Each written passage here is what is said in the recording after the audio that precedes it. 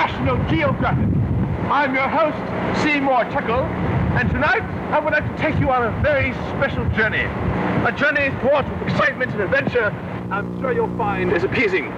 This journey has its roots 12 years ago when as but a lad, I would read avidly all the collective works of such great men like the great white hunter of deepest, darkest Africa, intrepid explorers of the pyramids, and even scuba divers. Oh, you just get on with it! Yes. Well, tonight I'd like to show you a man who embodies all of these qualities that I find so romantic, the great hunter of the plains. Tonight I want to take you to a place and the land, this Mishawaka Serengeti.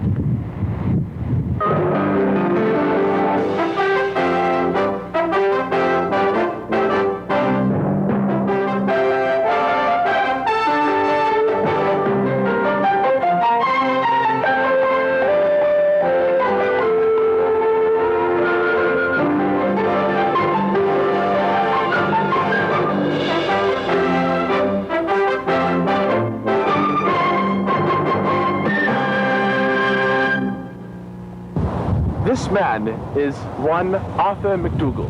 To me and you, he's a no one, a zero.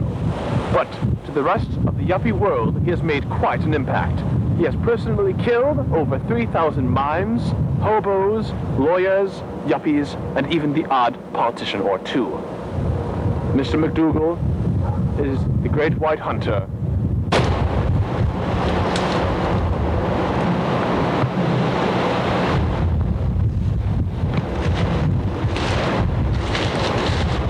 Now, Mr. McDougal, when did you first realize that you wanted to be this great white Yuppie hunter? Started when I was a young lad.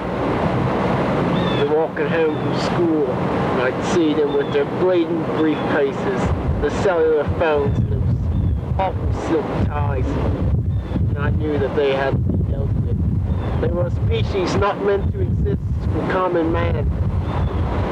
I detest the Yuppie. I see. Now, in your book, White Hunter, Dead Yuppie, you describe how you began out not attacking hunting Yuppies, rather you began lower on the chain. Could you describe this chain for me, please? That's right. The Yuppies, you have to work your way up to them. There are the lower forms of life that you have to deal with.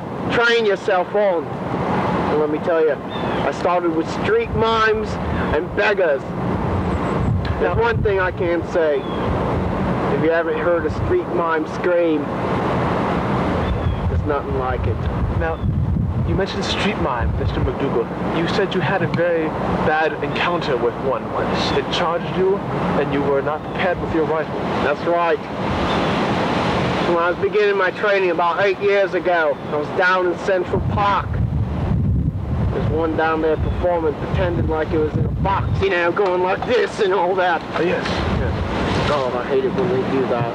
Well, I spotted him there.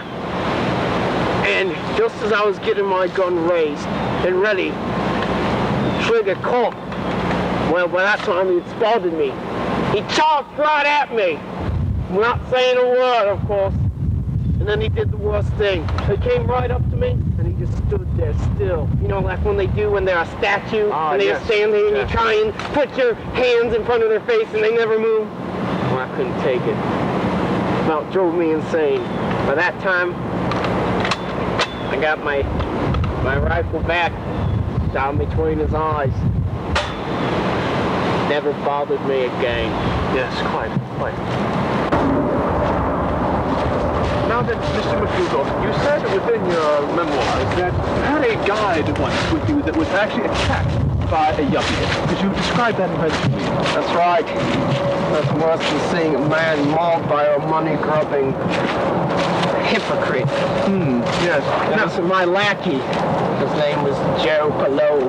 Pillow, yes, right. Lamed and bad. Made him invest in stocks. Got him a job at his business.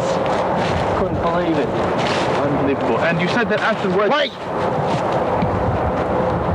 Quiet. Don't make a sound. Hey, Caesar! Frisbee! No! Watch him, Frisbee! After him! Come on, man! He's getting away! Are you getting this, Frisbee? Are you getting this?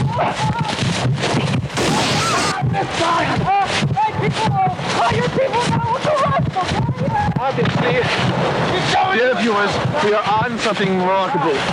We are actually seeing a Yuppie for the first time flushed out of the season. They should be in hibernation right now. Follow me. Hurry, over here! He's running through the town! No. Mr. McDougal, there's some kind of attack. You've obviously wounded the creature. Are you going to follow the blood track if you lose him? Oh, absolutely. Now, where do you think in your experience he's going? We're not going to lose him. Where do you think he's going in your experience? Where did the wounded Yuppie's head to? There's no doubt in my mind. He's headed to this car. Come on, let's go. Follow the blood trail. Time will only be body full. This trail will lead us right to him. Even the cellular phone can't have him now. See, this is where it came out. You can tell by the ground. Also, got this. It's his Rolex. Now, Mr. McDougal, is there any plan of attack that you're going to use when going up to the car? Obviously, we must be very cautious. He could be trying to go with the cellular phone. He could already be in the car. We may have to waste a bullet shooting it in the tire just to stop him. And I hope that's not necessary. I see. So there isn't any kind of worry about being run over by the car then? Unless you're a fool and you go out in the street. That shouldn't be any worry.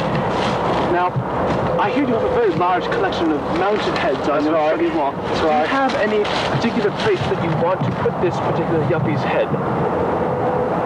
Oh yes. I want to put it right next to that lawyer I killed. Oh yes. It'll look nice there. And I hear tell that they make a good skin rug. Absolutely. The greatest advantage of the Yuppie is, unlike other animals, where you can maybe get some meat and a coat, with the Yuppie, you not only get some meat, you get a nice suit, tie, and you get to keep the car. Oh, I see. And is there any fear of extinction with this species? Hopefully. I see. Yeah. That's my job. I want to make sure they never exist again.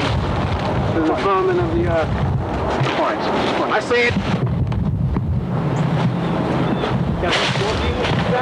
Down. This is very vital at this point. He doesn't know his surroundings. Nor does he know that if now he's in the disarray sample maneuver. Nor does he understand. Look, he's far away from the car. Get him. Frisbee, get back there. He doesn't understand the impending doom coming upon him right now. Does he understand? He's down. He's down. He's going in to kill right now then, Mr. McDougal. I wish he'd get up. Fight like a man, you animal. Fight like a man. He's staggering towards the car. He's trying to reach it, even against superior odds. He has no help He now. fumbles for his keys pathetically. He tries taking them out just as McDougal has said. He has gotten the car open. He's going in now. I think he's reaching for his cellular phone. Yes, he's going into the cellular phone. McDougal's getting behind him. He's reached in there. Oh, God. It's too awful to see. Usually I like to avoid that. It's too much blood on the interior, not much resale value. But this one called for it. Needed it. There's a sense about these things. Let's get a close-up of the kill. Sorry, you can't show this. I see. Family and kin, then. Too gruesome. Getting rid of the body once you've skinned and mounted the head. Right? It's right away. Usually I just toss them back here, dig them in a shallow grave. I see. As you can see, not too bad a car. You take care of this one too well. We've got blood on the dash. Yes. The interior is kind of messed up now. That's all right. You may have some valuable stocks in that briefcase, monetary value. In fact, the best way to do is eventually I'll check his wallet, make sure I throw it in the garbage incinerator, Well, will you notify... No one can tell who Will you it was. notify his next of kin, any kind of cubs or pups that he may have had? Well, usually leave an anonymous phone call if I find a number. If not, that's their tough luck. I see. If he's so important he can't carry around this number, thinks everyone knows who he is. I see, yeah. He deserves to die a death like an animal. Quite. And there you have it, dear readers and viewers. The Mishawaka Serengeti, a brutal place. A place where death and life collide into a kaleidoscope of color. Mr. McDougall, thank you for joining us on the National Geographic. Good night. And good night.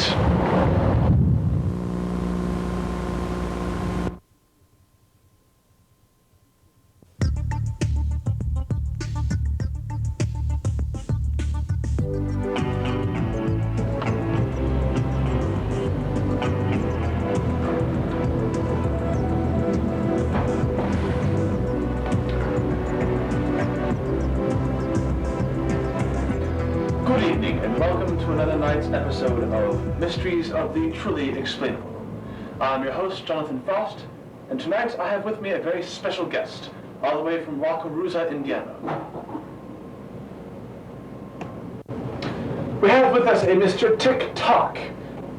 Mr. Tock, are you here? Mr. Tock.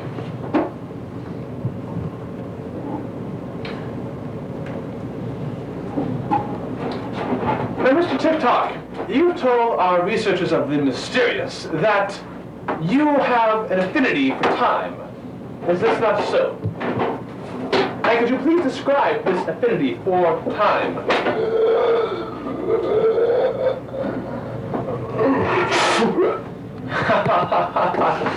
Now then, if you could just describe to the audience your affinity for this time, we shall move onwards.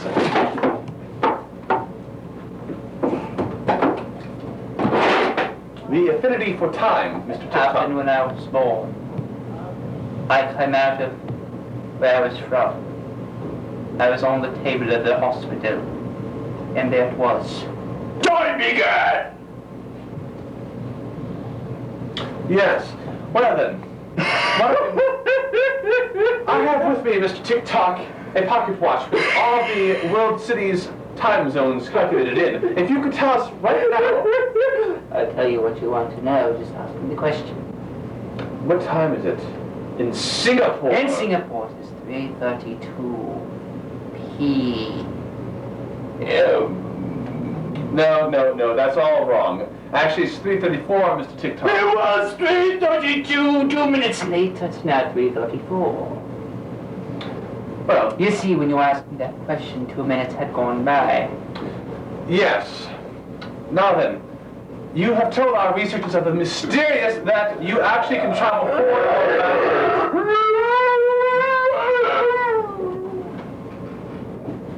What was the question? You can actually travel forwards and backwards through time, as if projecting yourself, as it were. Now then, the question is, what am I going to say tomorrow at 7 o'clock? Tomorrow at 7 o'clock. You will say that man that was on the show was insane! Incessantly insane! To one of yours? Of the audience. You know what I mean? No, you're wrong again, Mr. Tock. Actually, I'm going to say that now. You are completely and without a shadow of a doubt certifiable.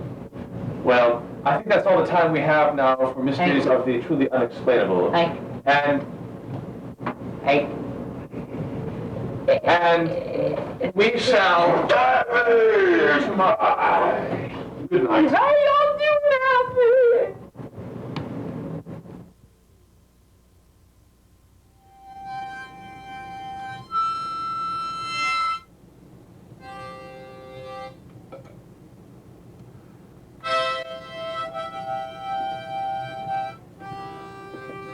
Well, now, I remember you. Yes. Well, you're the one with the toaster problem that I cleared up a couple weeks ago. Yes, that's right. Actually, it was just yesterday, sir. And Right. I have a complaint about the toasters that you've had. Hey, what's up with it? Well, this. as you can see, it's black on both sides, and it's just no good, all right? Well, I at least it's cooking. plugged the toaster into the wall. Like you're supposed to, I I suppose. took the toast, I dropped it in the slot, I pushed down the receptacle, and this happened. Well, that is before the huge amounts of black smoke came out of it. well, how long did you let it sit there? Well, I think... Well, that's your problem right there. You know, sometimes toast need a little coarse and long, you know? Excuse me, I left it in there for under 3 seconds, all right? Now... Well, see, saving energy by cooking real fast. You know, Yes. it's not his fault Yes. that you couldn't catch it Now, on time. I'm not... No, there's really no problem with this toast. See, I mean, look at it here. You know, it No, still is no, the same no, shape as no, most no, bread, you know? No. The problem is not with the toast, it's with the toaster. Now, I would like to No. fixed again. There is no problem with this toaster whatsoever. Now, you... I mean, just a little marmalade or apple butter, Now, maybe, you know, listen, maybe I some don't, brown I sugar and don't cinnamon. like marmalade. It's fine. I hate oranges. I know what you can do. I know what you can do. Okay, here. This is the thing. Take your chisel here. I'll see if I can find it. I don't want Where's to the- chisel my where's toast every morning. I'll use the screwdriver. See, you just kind of scrape off the black. I See, don't- brown. Perfect. Right under there. Just under the surface. Listen, you, I want the toaster fixed. Now, you said you have it fixed by yesterday, and now it's It was broken. fixed. Little May, I don't care about the jam. I Right. want the toaster fixed. Oh, man. Listen, Just take this gentleman's name down here. listen, excuse me, I don't care. Escort this gentleman out this here. is the He's problem. harassing me here. No, I don't, Buster. See ya. This is the problem. Now, if you don't fix it, I'm going to have you fixed. I have How friends. can I fix it? I Fix the have toast that friends you in just- the Better Business Bureau. You just crushed the toast. How am I supposed to fix that? Damn Yankees. Now get out of here. I'm Get out having of here. you sued. I want that fixed. Lou May, make sure that Give me this. get this lunatic out of here. Come on. Disturb my I take sleep. your business elsewhere, sir. They suck. Billy Bob, I hey. gotta talk to you about something. You see this water heater? Freaking thing don't work. I'm from New York, you know, the city and everything. You know what that is? It's not like back home, bub. You know what I'm talking about? I get down here, I buy a freaking water heater. I expect to get warm heat. What do I get? I get freaking cold. I know that's what we're talking about. What do you think that is? Well. What's the matter with this? What's the matter with I you? know the exact What's the problem. matter with you? It's not plugged in. You people can't... See, should have plugged it in. Look, you don't think I plugged it in, fat face? No, if you you don't think I plugged plugged it it in, it would be generating heat right now. No problem here. I want to talk to you about something. The gentleman here is harassing me You again. shut up, you understand me? Hey, nobody tells me to shut up in my shop, okay? I Dear? go to New York, right? Because I live in New York. I come to this hick town down Is here. it home? I buy a water That's heater. I get ridiculous. home. I plug it in. The freaking thing, it don't put out heat. Now. I don't put on no okay. Maybe the water. It throws out cold air. You tell me that. See, I know the problem My right now. surprise in my eyes. Boy, I thought it was raw hay. I know the problem right now. I then ask for an air conditioner. I know the problem right now. I'm plenty cold, you know. I Your got all water this cold heat around me. your water is too cold to begin with. How can I heat it You up don't if it's too understand cold? something. Fine. Yeah, my you go brother. ahead and do that, My Lou. brother is in the mafia. You know Gotti? Gotti. He's my third cousin, and his brother. Well, a guy was he's my cousin. Now, sir. Now there is nothing wrong with this water heater. If There's there something wrong with is, you, honey. if there is something wrong with this water heater, you can. I'm gonna give you my name, and this girl's a little fast down here, a little forward. She keeps putting her hands in my, you know what I'm talking about. That's just how these women are, man.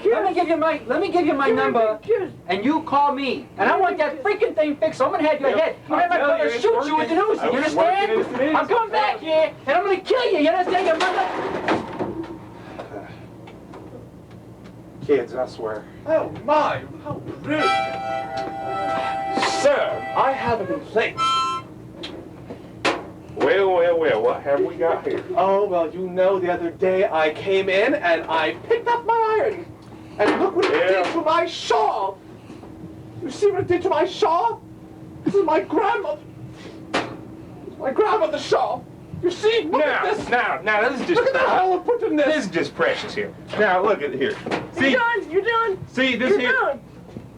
See I here. want my iron fixed. I Problem want with my this here. shawl back. 100-year-old shawl. Problem with that is, it's too old. You put any kind of heat on it, it's gonna flame up like ashes anyway. But there's no problem with this here. That ain't real. You left it on too long. That's what happens. That ain't real. My hair is too real. Oh, especially with some bond paper. Oh!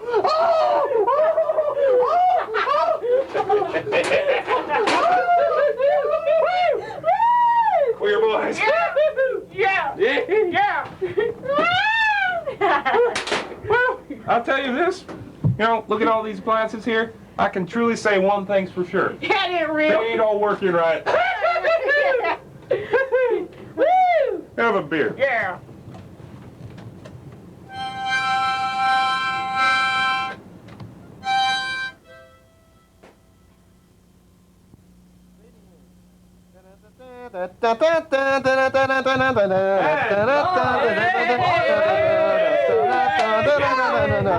It's personalities on display.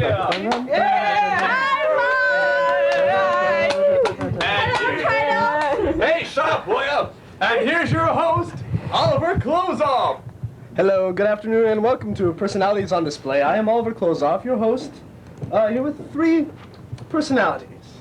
Our first one is Norman. No, that's Nimble. No, it says here your name is Norman Jones, and you're an electrician from Boston. No, there's a mistake, right? I'm an elf from the North Pole. My name is Nimble, okay? Just Nimble, all right? I don't know who this Norman guy is, you know. No, how long have you had this illusion that say you're it. an elf? Say it. Illusion. See, that's just it. You know, I got a beef, all right? I'm down here, I'm working my tush off every damn year, making toys for tots, all right? You know, and I'm just getting sick of it, you know? Because that fat guy in the red suit's taking all the credit. We, the underscored elves, are working our butts off night and day. That's right, yeah! All right. This is only an hour show, so we're gonna have to keep this short. But Mr. Nimble. Nimble! Okay. I just have a question for you. Yeah, go ahead.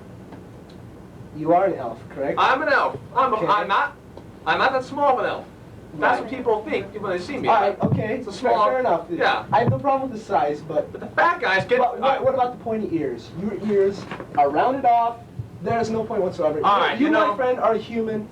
We've had. No, all right. Now listen, we're getting off the track here, Oliver. Hey, Ollie, listen, no. We had your blood tested. You have 46 chromosomes. You're a human being. Wait a minute, isn't that blood was for donation? You're testing my blood? What is this? You To know, verify that you are. actually this is a human. really And cheesy member of the kind human of. race. No, listen, I'm an elf, No, you right? sir are a fraud. I got Go back to Boston. Go back and wire your houses No, and your factory buildings. listen, Ollie, I don't have to take that, all right? Okay. I came down here on my own free leave. You guys are just you guys all suck, all right? You're not getting anything but lumps of coal in your damn stockings. All right. Yes, thank you. Our second guest is Willard. He works at the Wright Patterson Air Force Base in Ohio. And he's an airplane mechanic in the Air Force who claims to be a pilot. Now, Willard, what sort of planes do you claim to fly? Really big ones. Really big ones? Really big ones. Yeah, that's interesting. You know, I'm talking, big, not, small. Big. Big, okay. Bad. Good. That's interesting. But we had your commanding officer call in, Lieutenant Alfred, and he said that you... Off-road. Off-road. Yes. Okay, sorry. Off-road. Off-road. Not Off-road. Not off-ramp. Off-road. Off-road. Okay. Or maybe it was off-road. Anyway, he said that you were just... You're just a lowly cadet. You're just a mechanic. You're not actually flying the plane. Well, you... Lieutenant Off-road, who does he think he is? I'm I the think he's captain. your commanding officer. What's his hat say? I'm the captain of this big Can plane. May I Jet. May I see the hat? Airline thing, It says captain. But that's imprinted in there with the Bet you junior think I play stole it, school didn't you? wood burning kit. You put that in there yourself. You people know nothing about the airline business, so just shut your freaking mouth! Hey, get off the sun! All right, Mister.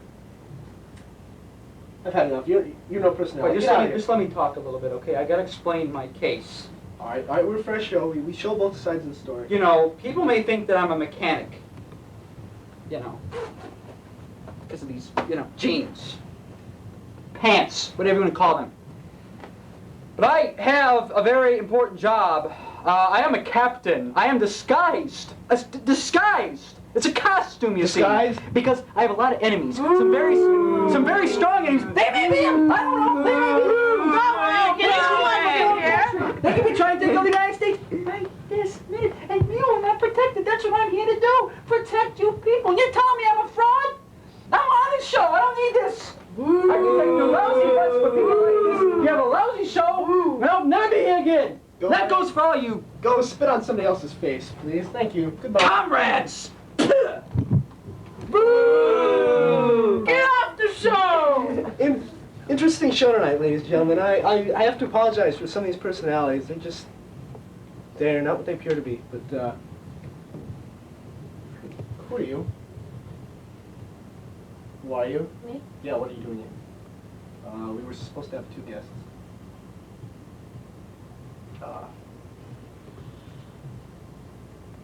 Frank, go with it. Okay, this is our surprise guest, and her name is Alice? Alice von Wonderland, and she is a model who thinks she.